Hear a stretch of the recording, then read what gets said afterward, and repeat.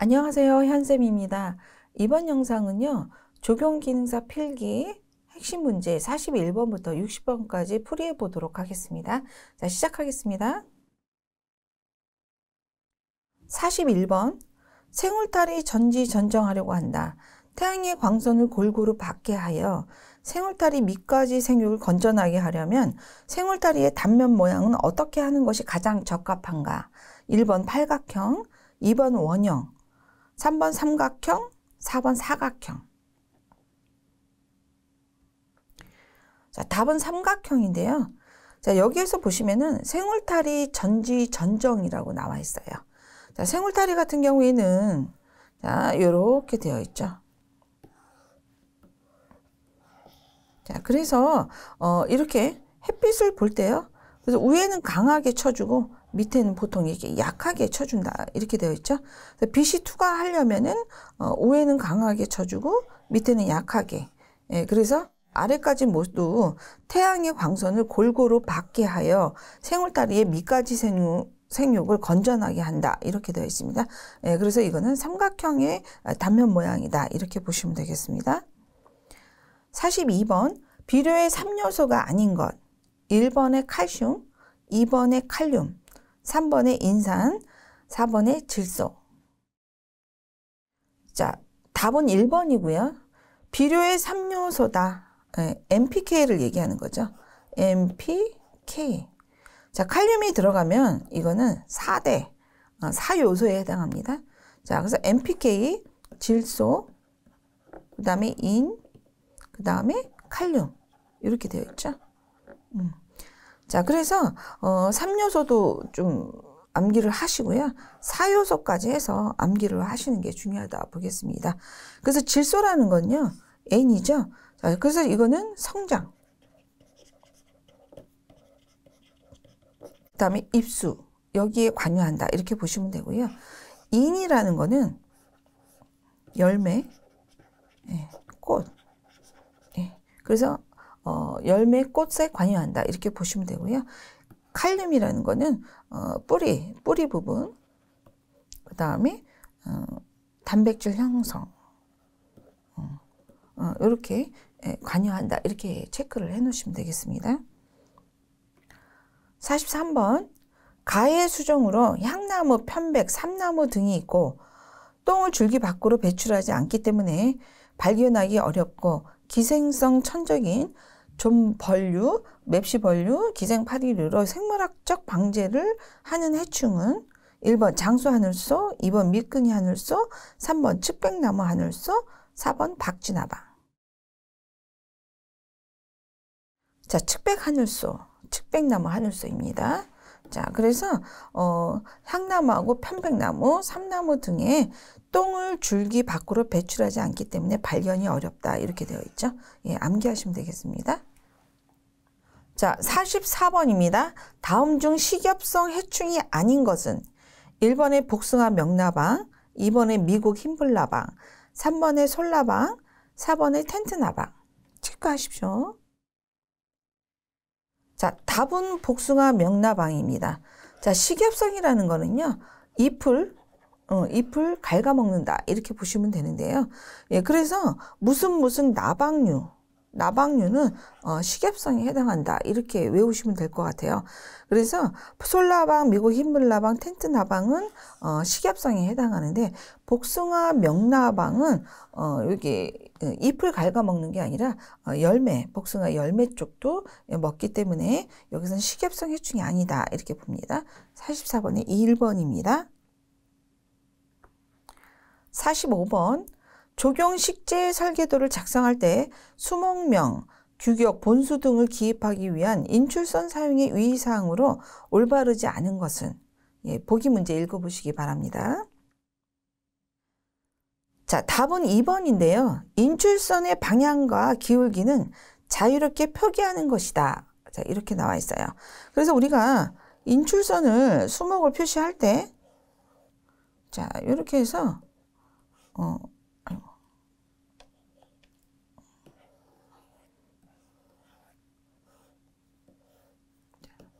이렇게 해서 표기를 하지 않습니까? 예, 그래서 이렇게 수평으로 할 때는 다 수평으로 해주고요. 그 다음에 직각으로 할 때는 직각으로 해줘야 된다라는 건데요. 여기서 자리가 없다고 이제 이렇게 하시는 분들이 있어요. 예, 그러면 다 어떻게 한다? 전부 다 사선 처리로 한다. 예, 그래서 여기에서 자유롭게 표기한다라는 거는 맞지 않습니다. 예, 그래서 동일하게 한다. 예, 동일하게 한다. 이렇게 보시면 되겠습니다. 자, 46번입니다. 다음 중 물체가 있는 것으로 가상되는 부분을 표시하는 선의 종류는 1번 1.3선, 2번 2.3선, 3번 실선, 4번 파선. 체크하십시오. 자, 답은 2.3선입니다. 자, 그래서 선의 종류는 꼭 암기하셔야 됩니다. 왜냐하면 자주 출제되는 문제이죠. 자, 실선이라는 거는 이렇게 되는 게 한 선을 긋는 건 우리가 실선이다. 그래서 가늘게 하면은 가는 실선. 뭐 이렇게 표현하죠. 자, 그 다음에 파선이라는 거는 이렇게 돼 있죠. 예, 그래서 파선은 뭐예요? 예, 숨어 있는 선.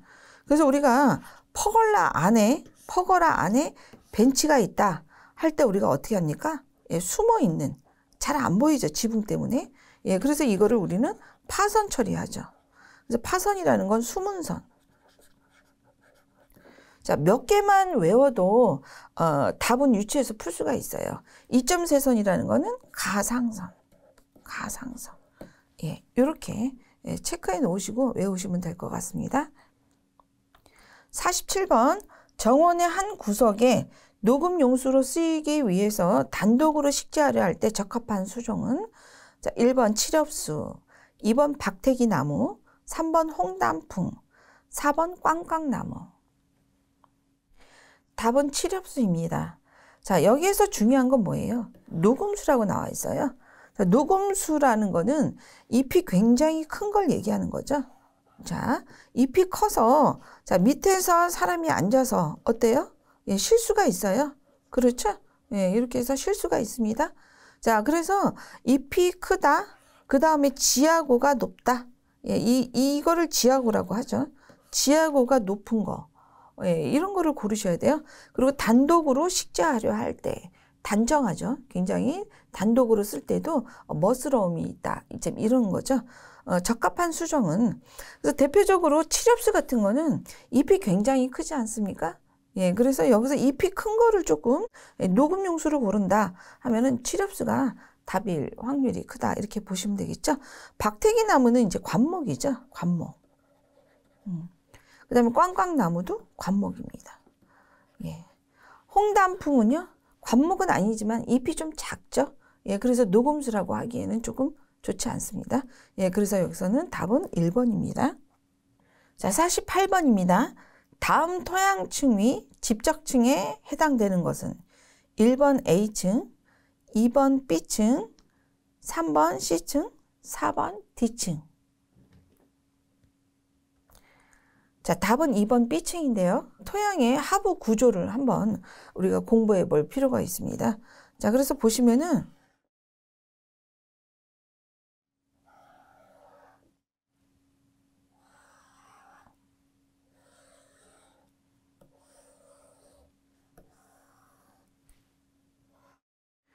자, 토양의 하부 구조인데요. 한번 볼까요? 자, 그래서 제일 윗부분은요. 요거를 A5층. 이거는 우리가 이제 유기물층이다. 이렇게 얘기하죠. 그래서 여기에서는 L, F, H 이렇게 또 나눠지죠. 예. 그리고 A층이죠. A층. 요거는 이제 용탈층이다. 용탈층. 자, 그 다음에 B층이죠. 그래서 요거는 집적층이다. 그 다음에 C층. 요거는 이제 모재층이다. D층이죠. 그래서 요거는 기암층이다. 이렇게 되어 있는데요. 지금 집적층에 해당하는 것은 그래서 여기가 이제 B층이 해당이 되는 거죠. B층.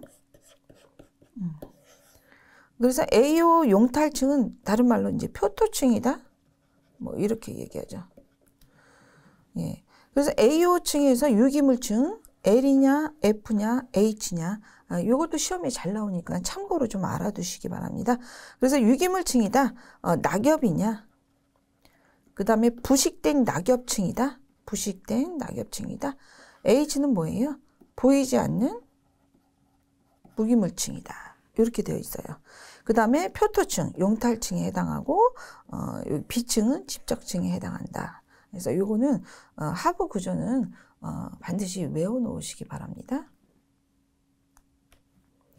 49번 토양의 물리성과 화학성을 개선하기 위해서 유기질 토양 계량제는 어떤 것인가? 1번 펄라이트, 2번 피트모스, 3번 버미큘라이트, 4번 제올라이트.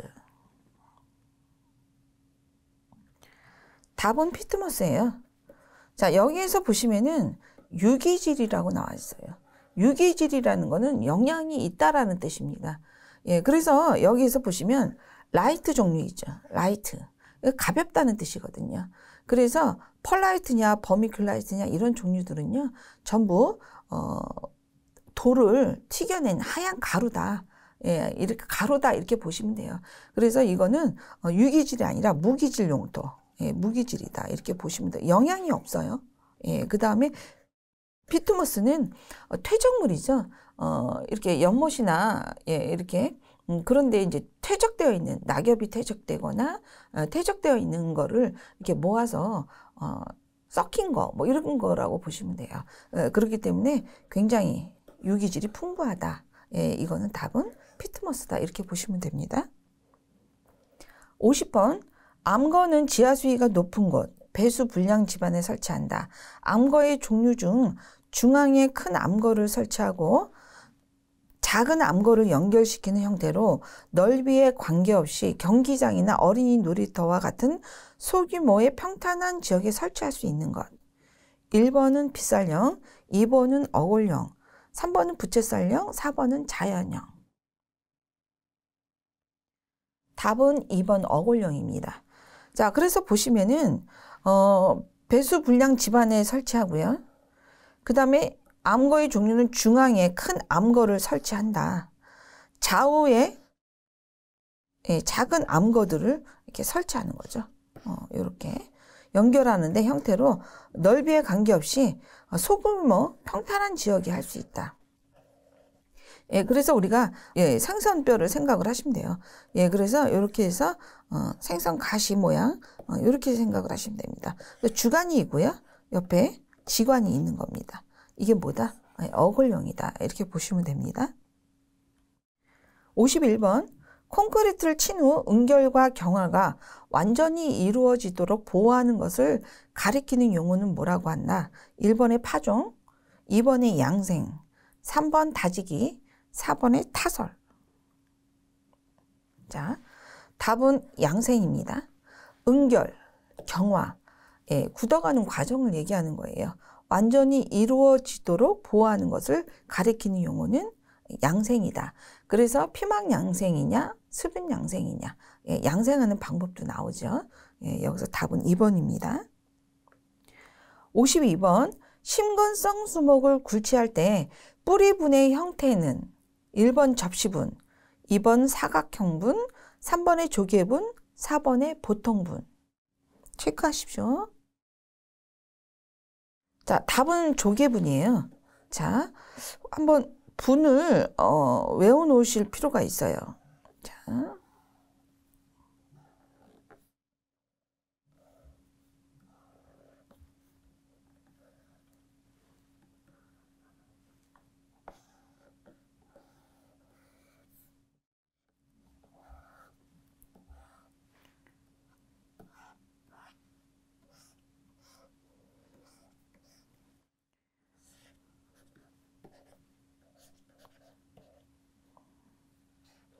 자, 그래서 이런 거는 지금 조개분이라고 하죠. 조개분.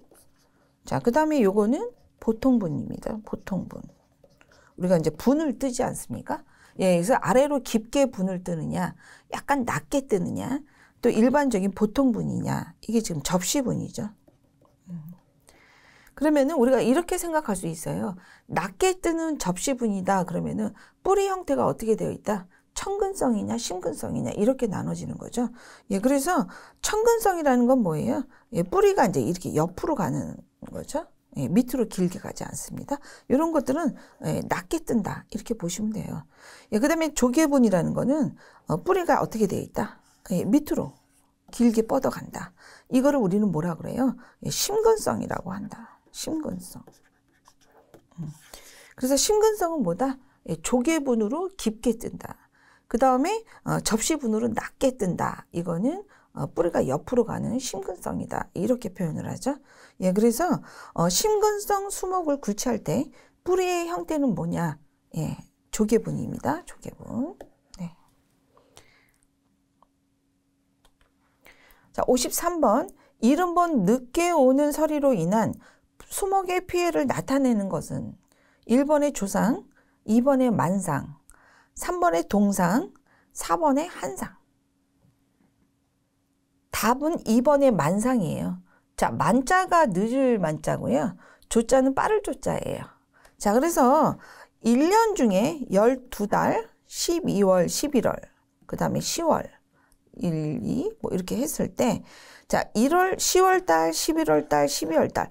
보통 서리가 조금 빨리 내릴 때는 언제 오나요? 예, 보통 11월? 요럴 때, 서리가 내리죠. 예, 서리가. 그래서 1년 중으로 봤을 때, 요때 내리는 서리를 빨리 내리잖아요. 빨리 내린다. 빠를 쫓자. 그래서 이거를 조상이라고 얘기하는 거예요. 조상. 그런데 1년 중으로 봤을 때, 2월이나 3, 보통 봄이 되기 전이잖아요. 그러면은 3월쯤에 서리가 내린다. 그러면 우리는 1년을 놓고 봤을 때 늦게 서리가 내린다. 이렇게 표현할 수 있습니다. 예, 그래서 3월에 서리가 내리는 건 뭐라고 한다? 예, 만상, 늦을 만자, 만상이라고 한다. 그래서 이른범 늦게 오는 서리로 인한 수목의 피해를 나타내는 것은 뭐다? 예, 만상이라고 합니다. 예. 54번. 생울타리처럼 수목의 대상으로 군식되었을 때 거름 주는 방법으로 적당한 것은? 네, 그래서 거름 주는 방법 이런 것도 이제 굉장히 수시로 나오는 문제예요. 예, 그래서 보시면은 그래서 여기에서 보시면 전면을 다 거름 주는 거를 우리는 전면 거름 주기다 이렇게 얘기하죠. 그 다음에 여기서 이렇게 퍼지게 주는 거 요거를 뭐라고 그런다? 방사상 거름 주기다. 자, 그 다음에 구멍을 내서 주는 거는 천공 거름주기다. 이렇게 되어 있어요. 자, 교목의 거름주기는 이런 형태로 되어 있고, 그 다음에 여기에서 좀 빠진 게 있는데, 요거는 윤상 거름주기다. 지금 이렇게 되어 있죠. 예, 근데 이제 생울탈이라고 그랬어요. 생울탈이. 요렇게 되어 있어요. 그래서 우리가 이제 옆에다가, 이렇게, 옆에다가, 요렇게. 물집도 이렇게 잡지 않습니까? 그 다음에 선상물집 뭐 이렇게 얘기하죠. 예, 그래서 이게 생울타리가 이제 주로 이제 생울타리 관목 종류를 이렇게 심지 않습니까? 예, 그랬을 때 옆에다가 이렇게 고랑을 파거나 둔턱을 만들어서 주는 형태. 예, 이거를 뭐라 그런다? 선상 거름주기다. 이렇게 얘기합니다. 55번. 눈이 트기 전 가지의 여러 곳에 자리 잡은 눈 가운데 필요하지 않은 눈을 따버리는 작업을 무엇이라 하는가? 1번 열매 따기, 2번 눈 따기, 3번 순 자르기, 4번 가지치기. 2번 눈 따기입니다. 네, 눈 따기. 56번. 줄기나 가지가 꺾이거나 다치면 그 부분에 숨어있던 눈이 자라 싹이 나오는 것을 무엇이라 하는가? 1번의 생장성, 2번의 휴면성, 3번의 맹화력, 4번의 성장력. 체크하십시오. 답은 맹화력입니다. 자, 그래서 줄기나 가지가 꺾이거나 다치면, 그래서 우리가 어떻습니까? 이렇게 사늘타리 같은 거는 이렇게 전정을 하죠. 전정을 했을 때 맹화력이 강하다. 우리가 이런 표현을 합니다. 맹화력이 강하다. 또는